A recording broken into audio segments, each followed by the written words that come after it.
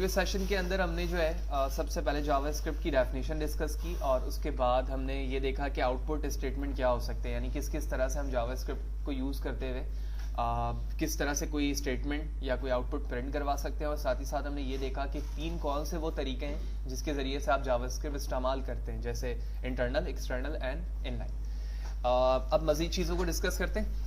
सबसे पहले तो हम ये देखते हैं वेरिएबल का कॉन्सेप्ट क्या है, और साथ ही साथ फिर हम ये देखेंगे कि इफ़ स्टेटमेंट किस तरह से काम करता है जावास्क्रिप्ट के अंदर। ठीक है, तो ऑल्दो यहाँ पर स्क्रिप्ट का ये एरिया मौजूद है और हम समझ चुके हैं कि इसकी क्या वजह थी बॉटम पे रखने की, ड्रॉप मैंने यहाँ पर क्यों किया था, ये सारी चीज़ें डिस्कस की जा चुकी हैं।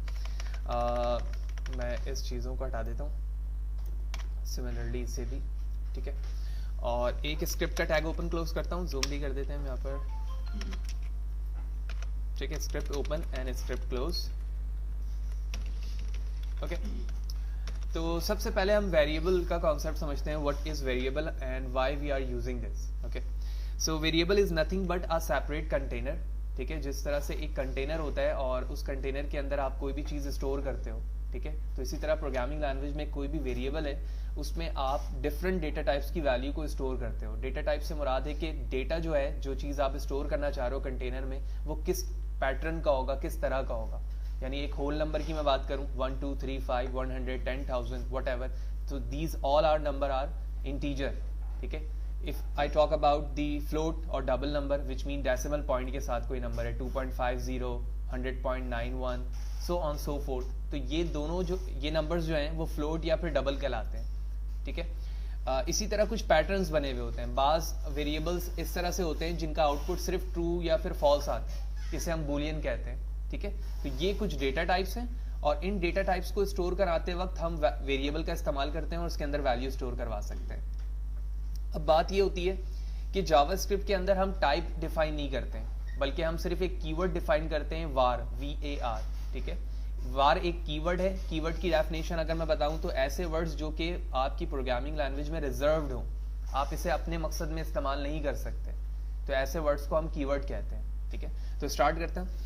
मैंने सबसे पहले लिखा var और उसके बाद लिखा a equal to 1, which mean इसका जो इंटरप्रेटर है जावास्क्रिप्ट का, ठीक है, वो खुद इस बात को डिफाइन करेगा, समझेगा कि a एक इंटीजर डेटा टाइप है। ठीक है, यहाँ पे मुझे इंटीजर लिखने की जरूरत नहीं है। ठीक है, हाँ, दूसरी प्रोग्रामिंग लैंग्वेज में आप डिफाइन करते हो इंटीजर a इक्वल टू 1, ठीक है, लेकिन यहाँ पर करने की जरूरत नहीं है। इसकी वजह ये है कि JavaScript similarly as like PHP, ठीक है, और इसी तरह पाइथन, ये सारे लूजली टाइप प्रोग्रामिंग लैंग्वेज हैं और इसमें आपको डेटा टाइप बताने की जरूरत नहीं होती। ये खुद इस बात को अंडरस्टैंड करते हैं अकॉर्डिंग टू द वैल्यू कि ये वैल्यू किस डेटा टाइप की हो सकती है। Clear? Similarly var b equal to 2 and var c equal to a plus b। तो इस वक्त जो फर्स्ट लाइन पे लिखी गई है चीज, इसका मतलब है कि एक वेरिएबल मैंने डिफाइन प्लस इनिशियलाइज किया है। अगर मैं इसकी बात करूं इस फॉर्मेट की, तो इसका मतलब है एक वेरिएबल सिर्फ डिफाइन किया गया है जिसका नाम a है, लेकिन साथ ही साथ अगर मैं उसी लाइन पे इक्वल 1 लिख दूं या फिर नेक्स्ट लाइन पर आके कह दूं equal to 1, so both are same. ठीक है, लेकिन अब ये हो गया डिफाइन प्लस इनिशियलाइज। क्लियर? तो इसी तरह हम इस चीज को कहते हैं वेरिएबल डेफिनेशन, यानी वेरिएबल को डिफाइन किया गया और यहां पर वेरिएबल को इनिशियलाइज किया गया, उसकी वैल्यू बता दी गई है कि इस वेरिएबल के अंदर कौन सी वैल्यू स्टोर की जा रही है। देन फाइनली मुझे सी को प्रिंट करवाना है। So as we know about that, how can we print it? So simply I write c here. ठीक है, तो C की वैल्यू क्या होनी चाहिए? 3, और वो प्रिंट हो जानी चाहिए। मैं कंट्रोल S करता हूँ, जूम आउट करता हूँ और इसे क्रोम पर रन करते हैं।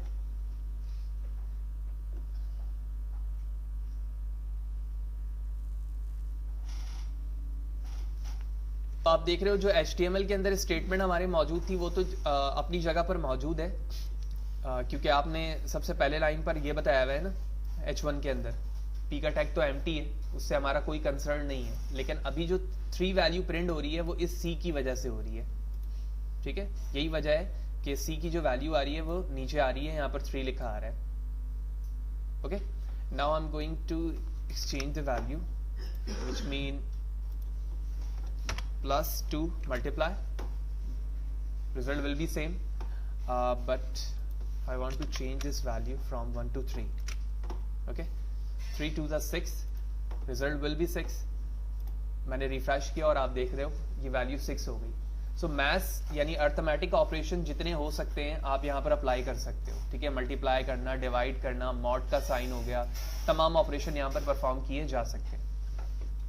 तो ये सिंपल स्टेटमेंट थी, यानी आप वेरिएबल को किस तरह से डिफाइन करते हो और उसको किस तरह उसमें अर्थमेटिक ऑपरेशन अप्लाई कर सकते हैं. नाउ अब हम चलते हैं इफ स्टेटमेंट की तरफ. इफ स्टेटमेंट क्या है? ऑल्दो हमारी जिंदगी में बहुत सारी चीजें जो इफ के लिहाज से चलती हैं, हम बहुत सारे काम करते हैं कि अगर ये चीज हो जाएगी तो हम ये काम करेंगे और अगर ये ना हो तो हम ये करेंगे. इफ और एल्स के दरमियान हमारी जिंदगी के बहुत सारे काम चल रहे होते हैं. ठीक है, तो इसी तरह जब वेबसाइट के अंदर कोई स्टेटमेंट या कोई बटन प्रेस किया जाता है तो हम वहां पर डिसीजन रखते हैं कि अगर टेक्स्ट बॉक्स एम्प्टी है और यूजर बटन प्रेस करता है तो ये करो, अगर टेक्स्ट बॉक्स फिल है और यूजर बटन प्रेस करता है तो ये करो. ठीक है, तो उसी लॉजिक के बिहाफ पर पहले हम इफ को समझेंगे एक छोटे से वेरिएबल के ऑपरेशन के साथ, देन हम फाइनली जब आगे जाएंगे तो उसको इंप्लीमेंट करके भी देखेंगे कि इस इफ का क्या मकसद है, क्यों हम यहाँ पर इस तरह सिंपल लॉजिक के साथ सीख रहे हैं. तो मैं एक वेरिएबल डिफाइन करता हूँ और इसका नाम रखता हूँ z. ठीक है, और z में 2 मैंने स्टोर करवा दिया. मैंने लिखा if z double equal to 2. ठीक है, व्हाट इज डबल इक्वल वो मैं बता रहा हूं. तो कर्ली ब्रैकेट ओपन किया, कर्ली ब्रैकेट क्लोज किया, उसके बाद मैंने लिखा एल्स, फिर कर्ली ब्रैकेट ओपन किया, कर्ली ब्रैकेट क्लोज किया. तो सिंगल इक्वल का मतलब होता है वैल्यू असाइन करना. मैं 3 वैल्यू असाइन कर रहा हूं a के अंदर, यानी ये बता रहा हूं इस वक्त कि a के अंदर 3 स्टोर हो जाए. लेकिन नीचे यहां पर इफ में बता रहा हूं कि ये चेक करो कि क्या z की वैल्यू 2 ही है या नहीं है. यानी double equal is equivalent to comparison and single equal is equivalent और use for assigning the value into the variable. Is it clear? यहां पर मैं चेक कर रहा हूं कि क्या z की वैल्यू 2 है या नहीं है डबल इक्वल के साथ. लेकिन अगर मैं सिंगल इक्वल लगा दूंगा तो इट इज अ एरर.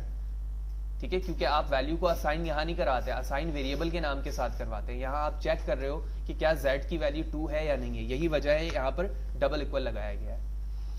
अब मैं यहां पर स्टेटमेंट लिखने लगा हूं. तो मैंने कहा कि अगर वैल्यू इसकी 2 होती है तो तुम प्रिंट करो डॉक्यूमेंट डॉट राइट लाइन और सिंपल राइट. ओके, मैं स्ट्रिंग लिख रहा हूं यहां पर the value of z is 2, या फिर हम 2 लिखने के बाद यहां लिखते हैं प्लस साइन और z लिखते हैं. ठीक है, ये प्लस साइन मैंने क्यों लिखा है इसके बारे में बता रहा हूं अभी. और इसी तरह यहां पर मुझे z की वैल्यू प्रिंट नहीं करवानी है, बल्कि मैं कहता हूं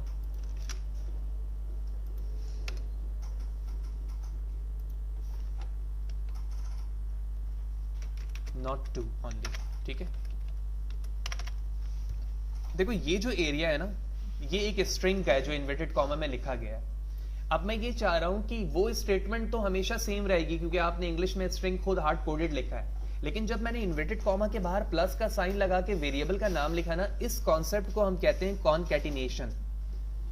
कॉनकैटिनेशन मींस ज्वाइनिंग. ठीक है, किसी भी स्ट्रिंग के साथ वैल्यू को या किसी वेरिएबल की वैल्यू को ज्वाइन करना. तो मैंने यहां पर z की वैल्यू, यानी z की वैल्यू जो इस वक्त 2 है जो ऊपर डिफाइन की गई है, वो इसके साथ ज्वाइन होगा in term of print the value. ठीक है, लेट मी चेक.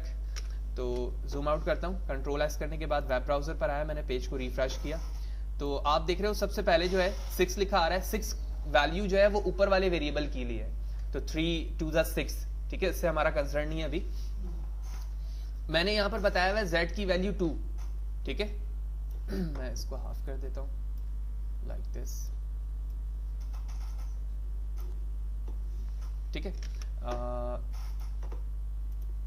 थोड़ी देर के लिए हम इसे कर देते हैं comment slash static slash. Okay, और अब इस चीज से हमारा कंसर्न है z की वैल्यू 2 है. तो जब इफ की बॉडी चेक की गई तो z की वैल्यू क्या है यहां पर 2 ही है. लिहाजा सिर्फ और सिर्फ कौन सी बॉडी एग्जीक्यूट होगी, ये. एल्स में वो चीज नहीं जा सकती. और यही वजह है कि अभी आप देख रहे हो कि वेब ब्राउजर पे यही चीज लिखी हुई भी आ रही है, the value of z is 2। लेकिन अगर मैं वो मैंने रिफ्रेश नहीं किया है, अगर मैं इसे 6 कर देता हूं for example, to write 6 here, control S, उसके बाद मैं दोबारा इसे रन करता हूं, the value of z is not 2। क्यों? अब ये कहां पर चला गया? अब ये else की बॉडी में चला गया जहां पर मैंने हार्ड कोडेड 2 बताया था। पहले वाले कोड के अंदर मैंने हार्ड कोडेड 2 नहीं बताया, वो जो वैल्यू होगी वही प्रिंट करेगा, ठीक है।